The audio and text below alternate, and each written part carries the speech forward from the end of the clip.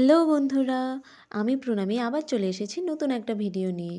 আজ সকাল সকাল বেরিয়ে পড়েছি ব্যাগ কাঁধে নিয়ে মর্নিং ওয়াকের জন্য। আরে না না, ইয়ার্কি মারছিলাম। মর্নিং ওয়াক না, আজ আমি যাব বারাসাত ইউনিভার্সিটিতে। সেই জন্যই সকাল সকাল বেরিয়েছি। কিন্তু দেখো রাস্তাঘাটে একদম লোকজন নেই, একটা টোটো পর্যন্ত নেই। তাই আমি হেঁটেই রওনা দিয়েছি, কারণ আমার লেট হয়ে যাচ্ছে, আবার ট্রেনের লেট হয়ে যাবে। অনেকটা হাঁটার পর আলটিমেটলি টোটো পেয়েছি। টোটো করে আমি পৌঁছে গেছি স্টেশনে, মিদনাপুর স্টেশন। মিদনাপুর স্টেশনে গিয়েও দেখি একদম লোকজন নেই, ফাঁকা স্টেশন। তাই আর কি করব, একা একা স্টেশন ক্রস করলাম। করে আমার বান্ধবীরাও যাবে, আমি আবার একা যাব না। কিন্তু ওরা অন্য সাইড দিয়ে আসছিল, আমি অন্য সাইড দিয়ে আসছি। সেই জন্য আমি আগে পৌঁছে গিয়ে টিকিটটা কেটে নিলাম। তারপর আর কি কিছুক্ষণ ওয়েট করলাম, তারপর ওরা চলে এলো। আর এই মহারানীর যে কী হয় আমি ঠিক বুঝতে পারি না। ও ফোন দেখলে একটু মুখ ঢাকার অ্যাক্টিং করে, না ইচ্ছে করে করে, না কি করে ওই জানে। তারপর আর কি কিছুক্ষণ এখানে দাঁড়িয়ে গল্প সল্প করলাম, তারপর চলে এলো ট্রেন। ট্রেন তো একদম ফাঁকা ছিল সকাল সকাল বলে, আমরাও উঠে পড়লাম। উঠে কোন সিটে বসবো সেটাই ভাবছিলাম। একবার ভাবছি এটাই বসি, একবার ভাবছি ওটাই বসি। যাই হোক বসে পড়লাম। এরপর ট্রেনটাও ছেড়ে দিল। ট্রেনটা তো ছেড়ে দিল, তোমরা তো জানো হাওড়া মিদনাপুর লোকাল ঠিক কতটা লেট করে। 4 ঘন্টা 4.5 ঘন্টা জার্নির পর হাওড়া পৌঁছেছি। সেখানে গিয়েও শান্তি নেই, সেখান থেকে আবার শিয়ালদা যেতে হবে। এরই মাঝে ভীষণ খিদে পেয়ে গিয়েছিল, সেই জন্য একটা হোটেলে ঢোকে আগে আমরা খেয়ে নিলাম ভাত। কারণ না খেলে আর শরীর চলবে না, এখনও অনেকটা জার্নি বাকি। এরপর এই ভিড় ঠেলে চলে গেলাম শিয়ালদার ভেতরে। গিয়েই দেখি ট্রেন আমাদের জন্য অলরেডি ওয়েট করছে। তাই আর কি আমরাও হাঁটা দিলাম ট্রেনের উদ্দেশ্যে। সেই দিকে যাওয়ার সময় ট্রেনটা দেখছি ভীষণ ভিড় আছে, তাই আরও এগিয়ে যাচ্ছি যদি পরের দিকে সিটগুলো একটু ফাঁকা পাওয়া যায়। আর আমাদের আগেই অনেকটা লেট হয়ে যাওয়ার জন্য পরের ট্রেনের জন্য অপেক্ষাও করতে পারছিলাম না, যেভাবেই হোক এই ট্রেনেই যেতে হবে।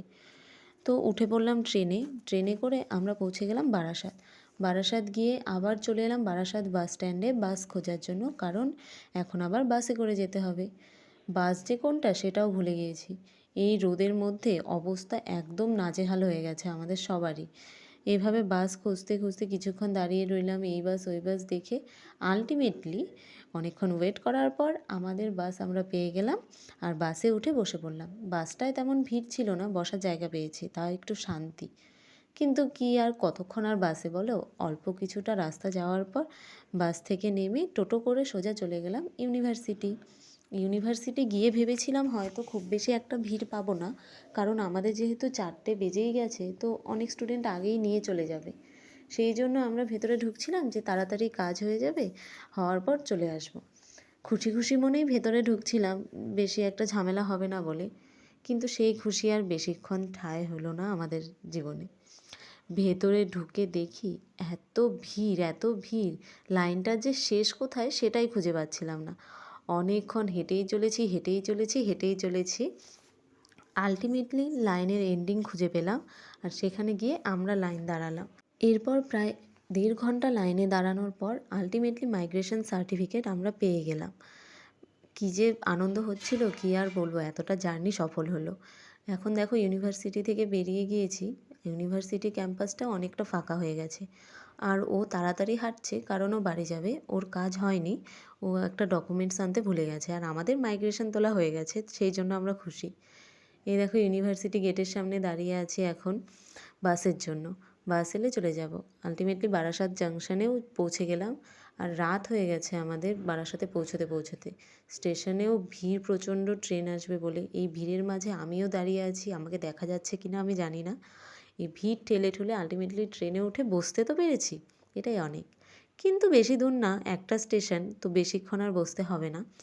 তারপর আর কি কিছুক্ষণ বসে তারপর নেমে গেলাম মধ্যমগ্রাম স্টেশনে। মধ্যমগ্রামে আমি আগে যেখানে কলেজে পড়াকালীন থাকতাম সেখানেই আজ রাতটা থেকে কাল যাব, কারণ এখন মিদনাপুর যাওয়া আমার পক্ষে সম্ভব না। এরপর মধ্যমগ্রাম স্টেশন থেকে বেরিয়ে টোটো করে চলে গেলাম সেই জেঠিমণির বাড়িতে। আর এই দেখো এটা আমাদের কলেজ, তোমাদের তো আগেই দেখিয়েছি। এরপর জেঠিমণির বাড়ি গিয়ে ফ্রেশ হয়ে বসে একটু রেস্ট নিলাম, তারপর দিয়ে দিল খাবার। গরম গরম সন্ধ্যার স্ন্যাক্স খাই। আর তোমাদের আমার ভিডিওগুলো ভালো লাগলে লাইক করো, আর যারা এখনও চ্যানেলটি সাবস্ক্রাইব করো না সাবস্ক্রাইব করে দিও। সো বাই, দেখা হবে নেক্সট ভিডিওতে।